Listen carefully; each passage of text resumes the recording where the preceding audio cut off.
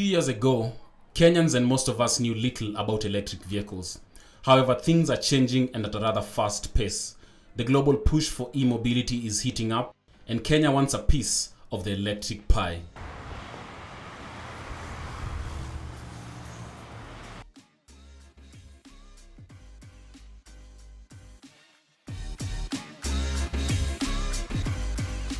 It's a much more simplified car compared to ICE engine, internal combustion engine cars.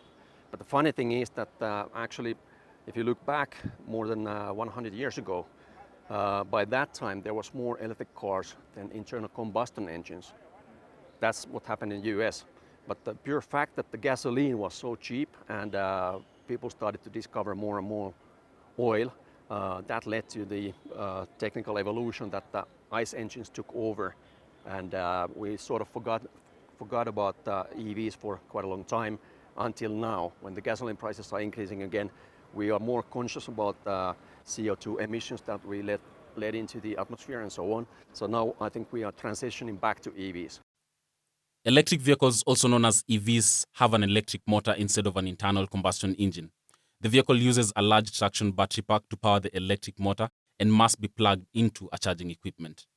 Because it runs on electricity, it emits no exhaust and does not contain the typical liquid fuel components such as fuel pump, fuel line, or fuel tank. So why the Kenyan market?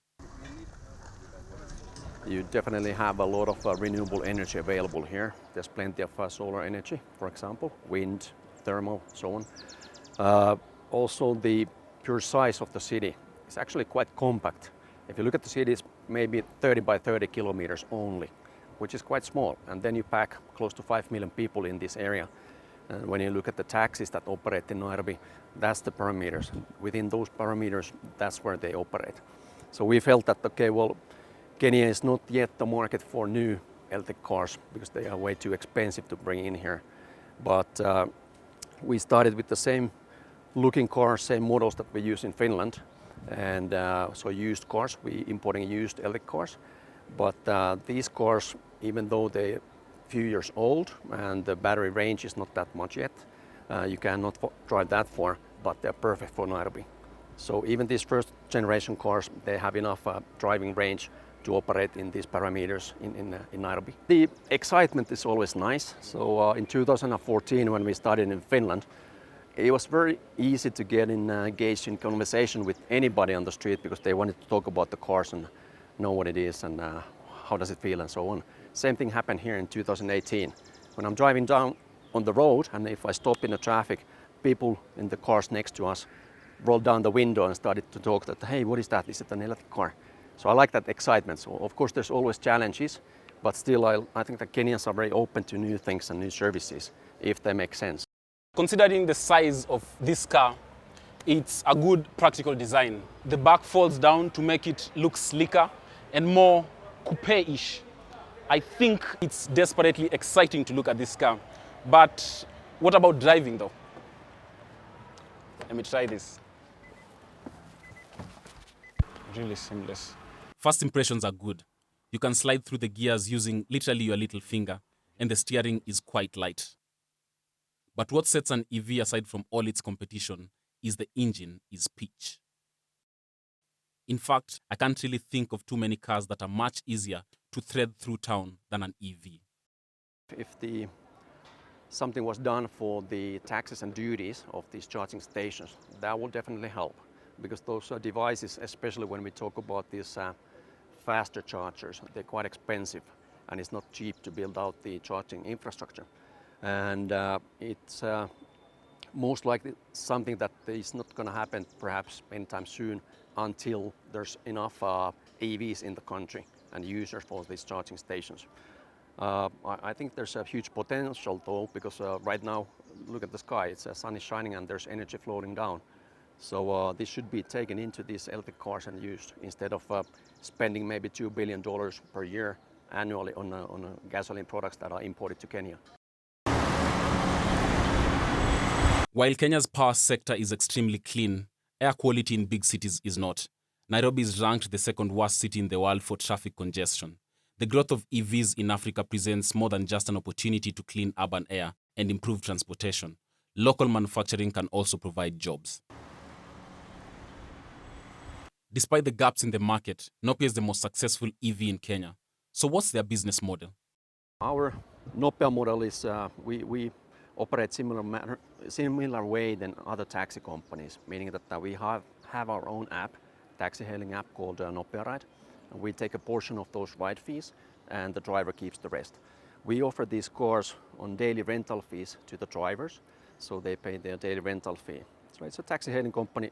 At this stage we still own these cars. Maybe in the future drivers will start owning these cars and then we wouldn't be charging the daily fee, of course, from them. We have set up charging stations in 7 different locations around Nairobi, and we don't charge any fee from the drivers. So basically they can use any of these chargers and consume as much energy as they want, but they're not going to be paying for that.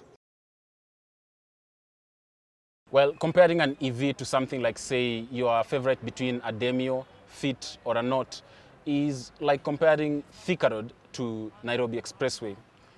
They both do the job, but one is a little more special than the other. So if you hop into some other taxi company that uses ICE engine cars, combustion engine cars, and if you talk to the drivers, they usually tell you, this was before the gasoline prices were hiked, they tell me that they pay maybe 30 to 50% of their daily income on gasoline. So now when you take this driver and put him in the Nopea car and he doesn't pay for the gasoline and he doesn't pay for the electricity, it means that he can earn 30 to 50% more on a daily basis. Right now the gasoline prices globally have gone up quite a lot, and maybe this just happened sooner than expected, but I don't expect that in the long run the prices are going to come down. They may come down temporarily if the situation in Europe calms down, but they will continue rising and the gasoline prices will continue rising. But if you look at, for example, the prices of solar panels, prices have been going down and they are going down all the time. So energy is becoming more and more cheaper, whereas gasoline prices are increasing, and these trends will continue. In the next 5 years, the government aims to increase the uptake of electric vehicles with a goal to have 5% of all registered vehicles in Kenya being electric by 2025. But with electric vehicles, the challenge is we are going to need charging infrastructure, just like petrol cars would need a gas station. While a petrol van will cost you 1,400 shillings per 100 kilometers in fuel, an electric van equivalent will cost you 350 shillings in electricity for the same distance. These cars will save you up to 75% of operating cost related to fuel and maintenance. But even with hefty fuel prices, why aren't EVs so popular locally? Taxes and duties are still quite high, which means that when we buy these used cars, the price is doubled by the time we get it into Nairobi, into our fleet. And obviously this means that on average, Nairobian is maybe not able to buy an EV anytime soon until something is done for these taxes and duties. Other challenge has been that KRA doesn't really recognize electric cars. So it's something new for them, and maybe they need to do something for their system also, that in the future the prices of these cars will be more moderate. You need to have charging stations, obviously, but depending on what is the usage type of the cars, that determines do you need a fast or slow chargers.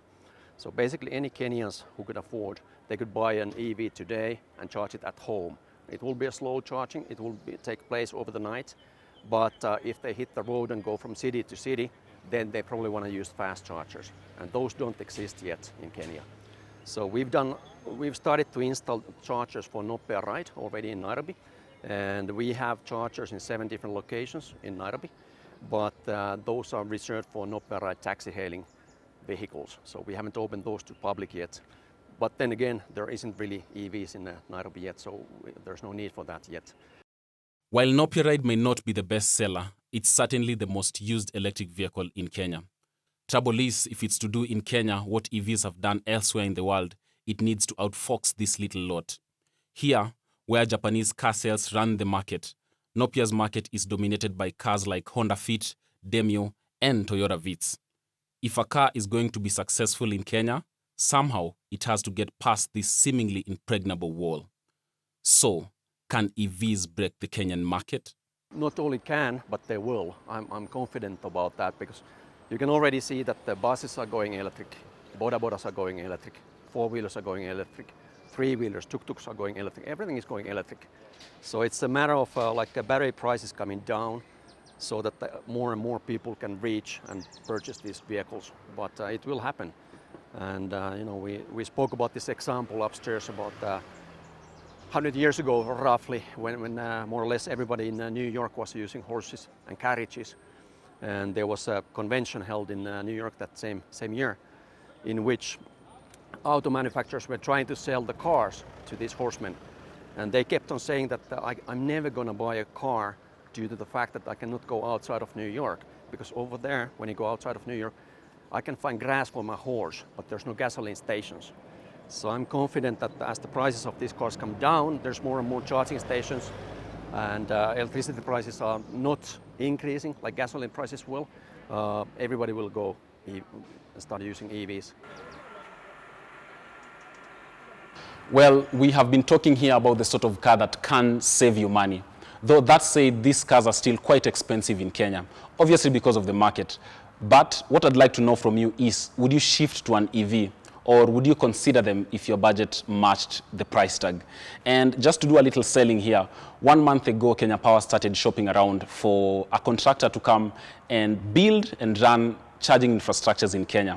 So yes, the future of sustainable transportation is here.